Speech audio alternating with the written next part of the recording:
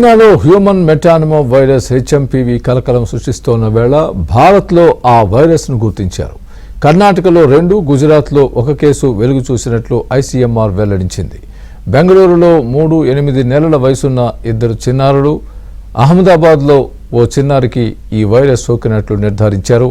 దేశవ్యాప్తంగా శ్వాసకోశ వ్యాధుల విషయంలో ఐసీఎంఆర్ సాధారణ పర్యవేక్షణలో భాగంగా ఈ 2 కేసులు వెలుగు చూశాయని కేంద్ర ఆరోగ్య శాఖ వెల్లడించింది.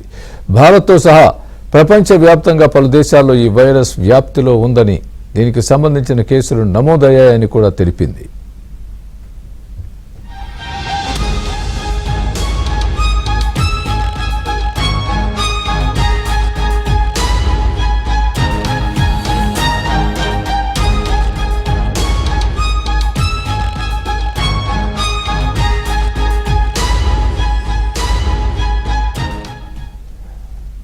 అటు 3 నెలల చిన్నారి వైరస్ నుంచి కోలుకొని ఆసుపత్రి నుంచి డిశ్చార్జ్ అయింది. మరో చిన్నారి చికిత్స పొందుతోంది. గుజరాత్లోని అహ్మదాబాద్లో వైరస్ సోకిన 2 నెలల చిన్నారికి చికిత్స జరుగుతోంది.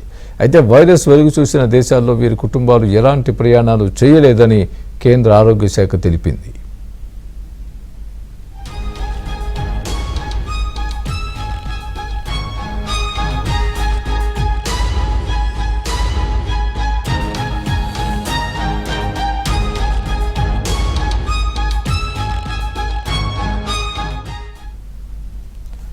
హెచ్ఎంపీవీ వైరస్ లక్షణాలు కూడా ఫ్లూ, ఇతర శ్వాసకోశ ఇన్ఫెక్షన్ల మాదిరిగానే ఉంటాయని వైద్య నిపుణులు వెల్లడించారు. దగ్గు, జ్వరం, ముక్కు దిబ్బడిగా అనిపించడం, శ్వాస తీసుకోవడంలో ఇబ్బంది వంటివి కనిపిస్తాయన్నారు. వైరస్ తీవ్రత ఎక్కువగా ఉన్న వారిలో బ్రాంకైటిస్, న్యూమోనియాకు దారితీయవచ్చు. వ్యాధి లక్షణాలు బయటకు కనిపించడానికి 3 నుంచి 6 రోజులు పడుతుంది.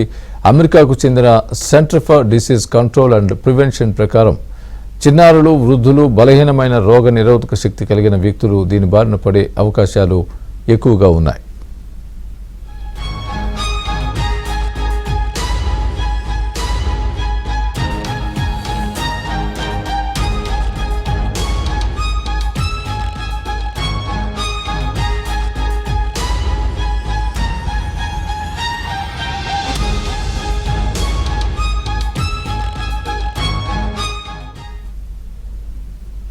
చైనాలో హెచ్ఎంపీవీ సహా పలు శ్వాసకోశ వ్యాధులు విజృంభిస్తున్నాయన్న వార్తలతో భారత్ ఇప్పటికే అప్రమత్తమైంది.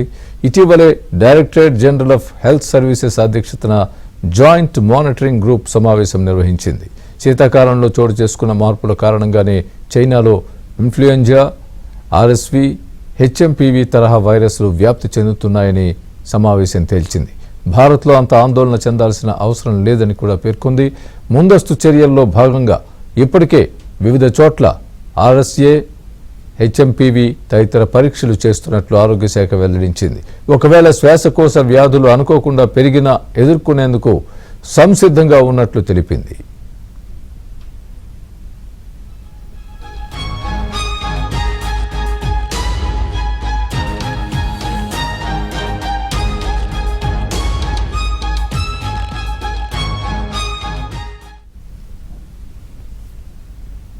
వైరస్ కు సంబంధించి మరింత సమాచారం మా ప్రతినిధి ప్రవీణ్ చెప్తారు.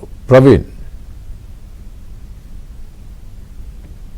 వైరస్ మర్చిపోకముందే చైనాలో మరొక వైరస్ కలకలం సృష్టిస్తూ ఉంది. హెచ్ఎంపీవీ వైరస్, దానికి సంబంధించి ఇండియాలో కూడా 2 కేసులు నమోదయ్యాయని చెప్పేసి చెప్తా ఉన్నారు. కర్ణాటకలో చిన్నపిల్లలకు కూడా ఈ కేసు వచ్చింది, సో దీనికి సంబంధించిన వైరస్ వచ్చిందని చెప్తున్నారు. అయితే ఈ వైరస్కి సంబంధించింది ఎలాంటి లక్షణాలు ఉంటాయి, వ్యాప్తి ఎలా ఉంటుంది, ఎలాంటి జాగ్రత్తలు తీసుకోవాలి, అసలు గాబరపడాల్సిన అవసరం ఉందా లేదా, మనతో మాట్లాడిన డాక్టర్ శివరంజని గారు ఉన్నారు.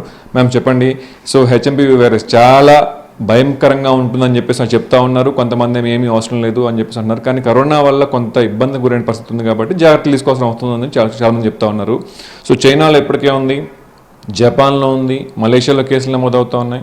సో ఇండియాలో కూడా కేసులు నమోదయ్యాయని అధికారికంగా 2 కేసులు వచ్చాయని చెప్తున్నారు. అందులో 8 months బేబీకి అని చెప్తున్నారు.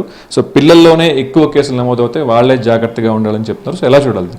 సో మీరు ఐసీఎంఆర్ రిపోర్ట్ సరిగ్గా చదువుంటే కనుక వాళ్ళు ఏం చెప్పారంటే, మనం సర్వేలెన్స్ చేసినప్పుడు 2 పిల్లల్లో మాకు స్వాబ్లో పాజిటివ్ వచ్చిందని చెప్పారు. అదే రిపోర్ట్ ధృవీకరించామని చెప్పారు.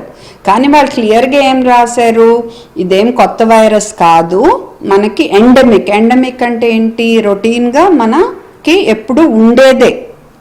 ఇప్పుడు ఫ్లూ జ్వరము, ఆర్ఎస్సి జ్వరము ఎలా ఉంటుందో ఇది కూడా మనకి సీజన్లో వస్తూ ఉంటుంది అని చెప్పారు.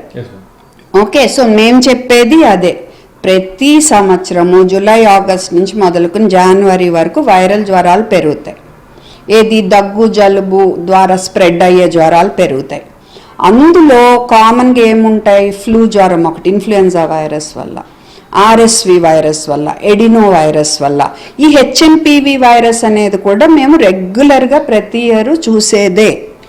సో సర్వసాధారణంగా ఏ లక్షణాలు వస్తాయంటే జలుబు, దగ్గు, జ్వరము. ఓకే, 3-4 రోజులు 5 రోజులు ఉండి తగ్గిపోతాయి.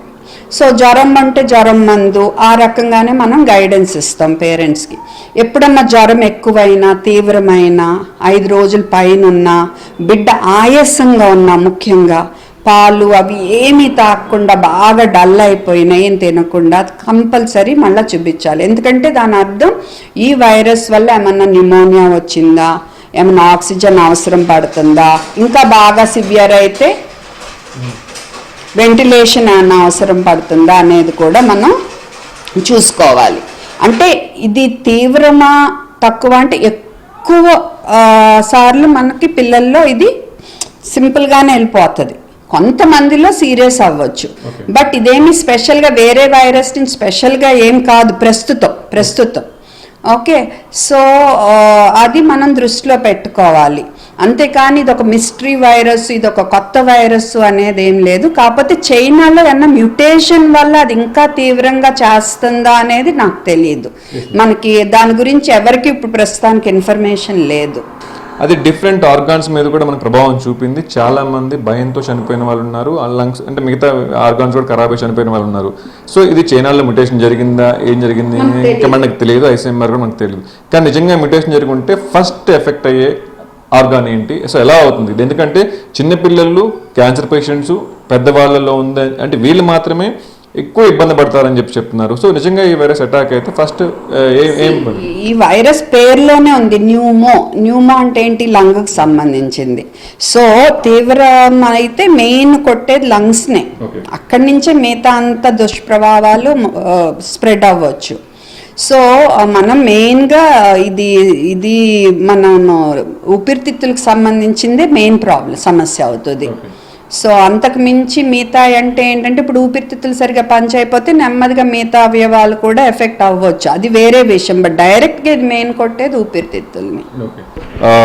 మన దగ్గర ఇండియాలో కూడా 2 కేసెస్ నమోదయ్యాయి కాబట్టి జాగ్రత్తలు తీసుకోవాలని చెప్పేసి డాక్టర్స్ చెప్తా ఉన్నారు. సో రెగ్యులర్గా మనకి దీనికి సంబంధించినటువంటి హెచ్ఐవి వైరస్ మన దగ్గర ఉంటుంది. సో లాస్ట్ అంటే జూలై నుంచి ఎప్పుడైతే చలికాలం మొదలవుతుందో కేసుల సంఖ్య పెరుగుతూ ఉంటుంది. కానీ జాగ్రత్తలు ముఖ్యంగా చిన్నపిల్లలు, వయోవృద్ధులు, క్యాన్సర్ పేషెంట్లు, ప్రెగ్నెంట్ ఉమెన్స్ వీళ్ళు ఒకవేళ ఇలాంటి జలుబు కానీ దగ్గు కానీ ఇలాంటివి వస్తే డాక్టర్ సలహాలు తీసుకోవాలి. అలాగే ముఖ్యంగా కరోనాలో కూడా ఎంత స్ప్రెడ్ అయింది మనం చూసాం కాబట్టి ఇలాంటి వైరస్ వచ్చినప్పటికీ కూడా జాగ్రత్తలు తీసుకుని డాక్టర్ని కన్సల్ట్ అయితే ఎటువంటి ఇబ్బంది ఉండదు. కానీ ఒకవేళ లేట్ డయాగ్నోస్ చేసుకోవడం కానీ, డాక్టర్ని సంప్రదించుకోవడం కానీ, లేదంటే జాగ్రత్తలు తీసుకోకుండా, మాస్క్ తీసుకోకుండా, సో మెడిసిన్ తీసుకోకుండా ఉన్నట్టయితే కొంతకాలం అంటే కొంతమందికి తక్కువ రేట్లోనే ఉన్నప్పుడు కూడా ఎంత అనేది చెప్పకపోయినప్పుడు కూడా కొంత డెత్ రేట్ కూడా ఉండే అవకాశం ఉందని చెప్తున్నారు. ఎందుకంటే దీర్ఘకాలికంగా క్యాన్సర్ పేషెంట్స్ ముఖ్యంగా చిన్నపిల్లలు కాబట్టి ఇబ్బంది ఉంటుంది. సో జాగ్రత్తగా ఉంటూనే ముఖ్యంగా కరోనాలో ఎలాగైతే మనం ఏదైతే జాగ్రత్తలు తీసుకున్నామో హ్యాండ్స్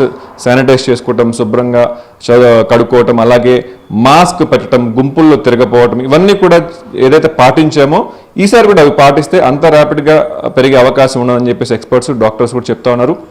అలాగే ఫెస్టివల్ సీజన్ కూడా వస్తుంది. సంక్రాంతి అంటే అందరూ కూడా విలేజ్కి వెళ్తారు, గుంపులుగా సెలబ్రేట్ చేస్తూ ఉంటారు కాబట్టి సో ఈ సీజన్లో ఎందుకంటే బెంగళూరులో కేసులు కదా ఇక్కడ కూడా ఉంటాయి కాబట్టి చలి జ్వరాలు, సో మామూలుగా ఇప్పటికే విష జ్వరాలు పెరుగుతూ ఉన్నాయి, చిన్నపిల్లల్లో కూడా టెంపరేచర్స్ వస్తున్నాయి కాబట్టి సో ఇంకా పెరిగే అవకాశం ఉంటుంది. కాబట్టి జాగ్రత్తలు మస్ట్గా తీసుకోవాలి, గుంపులుగా ఉన్నప్పుడు మాస్క్ వేసుకోవాలి. సో ఇలాంటి జాగ్రత్తలు తీసుకోవడం వల్ల కొంత ఈ వైరస్ నుంచి కాపాడుకోవచ్చు, పెద్ద భయపడాల్సిన అవసరం లేదు అని చెప్పేసి కూడా చాలా క్లియర్గా చెప్తున్నా ఉన్నారు డాక్టర్స్.